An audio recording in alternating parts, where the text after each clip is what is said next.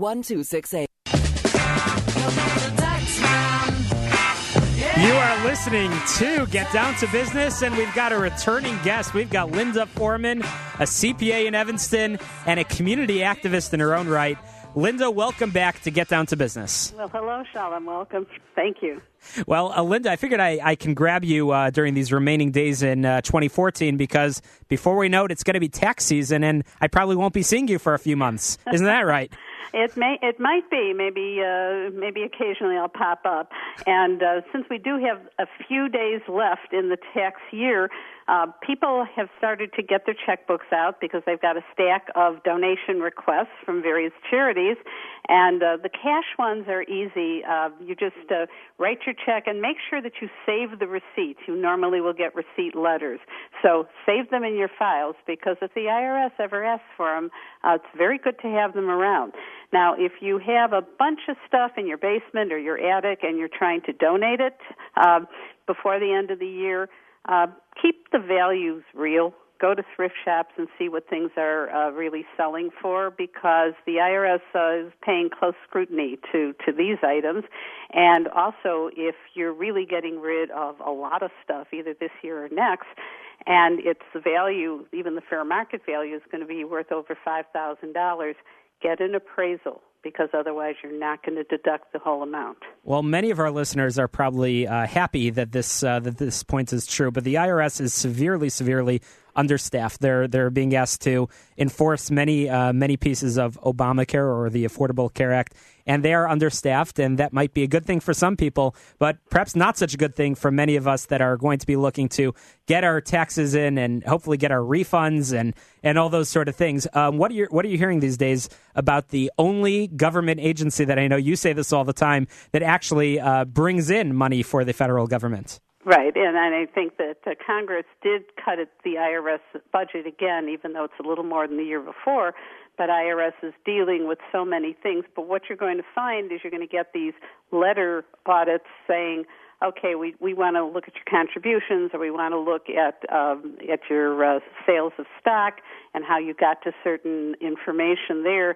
So even though you won't have agents initially doing it, you may find that there's a lot of letters going out saying, hey, prove this deduction.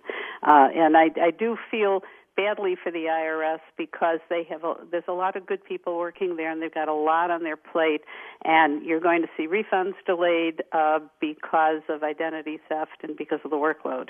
Any advice for our listeners that are trying to do the right thing and get ready now as opposed to waiting for the last minute before the tax deadline in mid-April?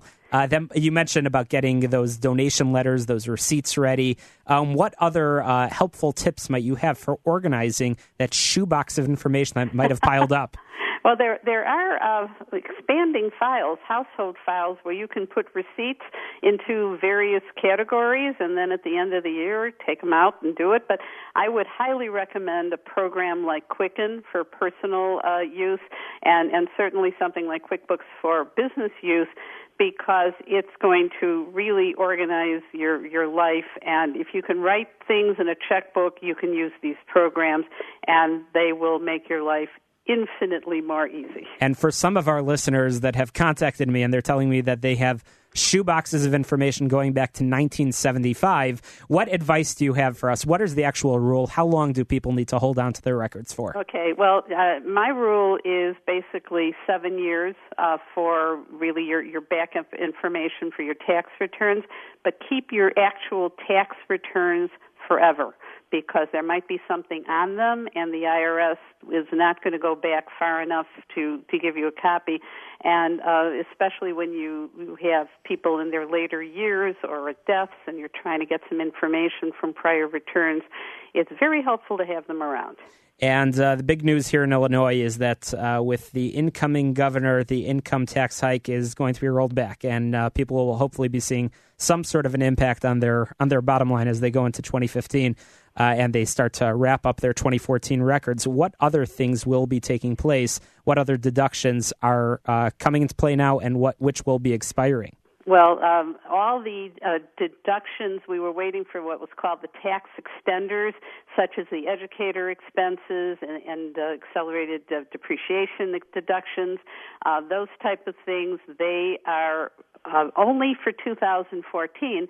So for 2015, we may have this very end-of-the-year congressional action because everything's up for grabs for 2015. One thing that I will caution people, if they are not currently covered by a full health care plan, or if they have dependent children who are not covered, do not start digging now to get the information if you've bought on the healthcare marketplace, or if for part of the year you didn't have health care or there were income issues. Go to irs.gov and look at all the information that you have to get for the health care, because there are forms to fill out. There might be certification numbers to get from government agencies, and your dependent child can't necessarily file a tax return quick and get a refund back. Very helpful advice. Household income. Very helpful advice from Linda Forman, CPA in Evanston. Linda, we've got about 15 seconds remaining. Can you share your email address that people can contact you with? It's lformancpa@aol.com. lformancpa@aol.com. Linda Forman, welcome and thank you for joining us on Get Down to Business. After the break, we're talking with Miriam Amon of No Shame on You. Don't miss a minute of it. It's going to be a great session.